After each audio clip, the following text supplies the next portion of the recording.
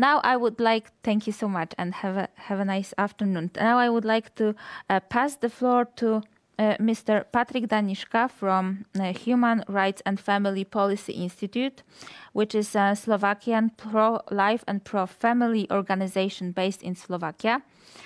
Mr. Patrik Daniška was in 2019 a spokesperson for National March for Life in Slovakia. And of course, I would like to thank you for co-organizing with us this today's event. Yeah, the floor is yours. Dziękuję bardzo, Karolina I Timoteusz. I'm very grateful not only for this conference, but also for Geneva Consensus Declaration as such, because I see the way how this document approaches human rights as very promising for the future. A human rights concept is in deep crisis. It is still more and more misinterpreted, often by those who should protect it, international bodies and courts.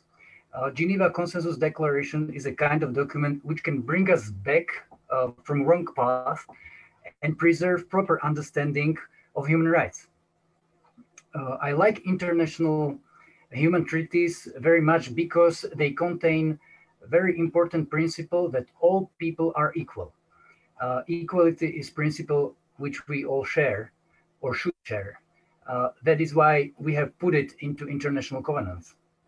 The problem is that this principle is often breached.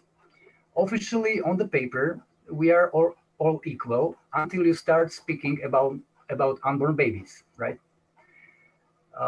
If you look at the feminists, they promote equality between men and women, which is, if rightly understood, a very good idea, which we all share. But they say something like this: because men can have sex and not be pregnant, we also want to have sex and not be pregnant.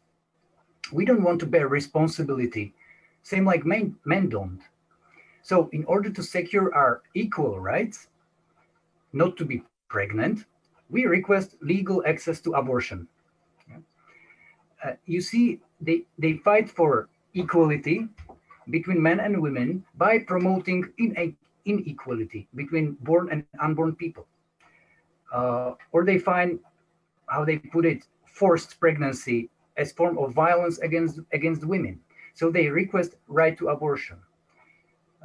So what they are fighting, what they do is fighting violence by promoting violence. They condemn violence but only selectively against already born women only. This all does not make sense.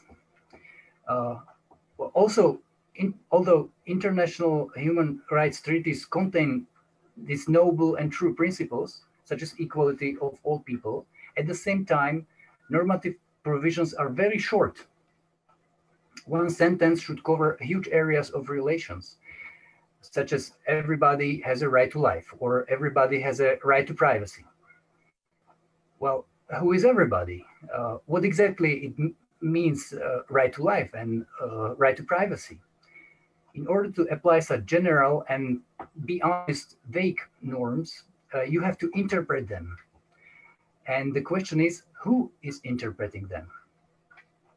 Very often it is international bodies, United Nations and its agencies, European Union, Council of Europe, especially European Court of Human Rights. And very often these international bodies and courts promote precisely that distorted understanding of human rights. We have built up system of extremely strong and extremely short human rights norms, and we give huge power to unelected bureaucrats and especially judges to interpret them.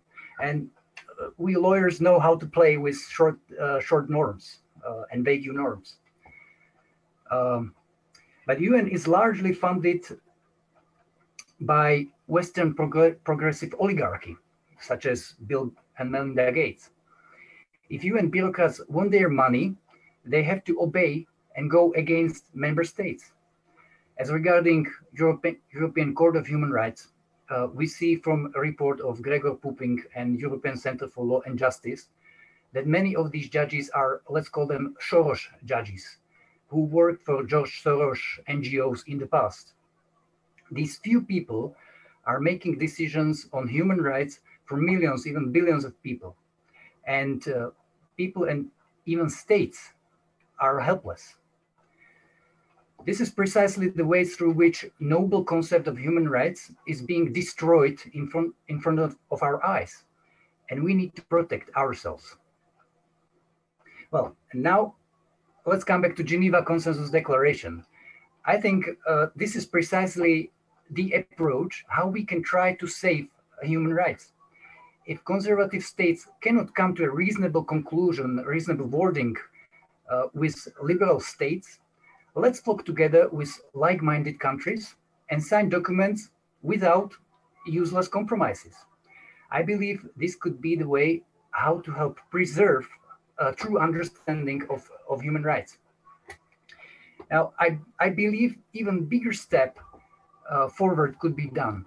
Geneva Consensus Declaration is, let's say, a political instrument, very useful, but let's think about drafting and signing a legally binding international human rights treaty, which will contain rights and obligations similar to the content of Geneva Consensus Declaration, or there could be a treaty about family and marriage, explicitly defining marriage as union of one man and one woman.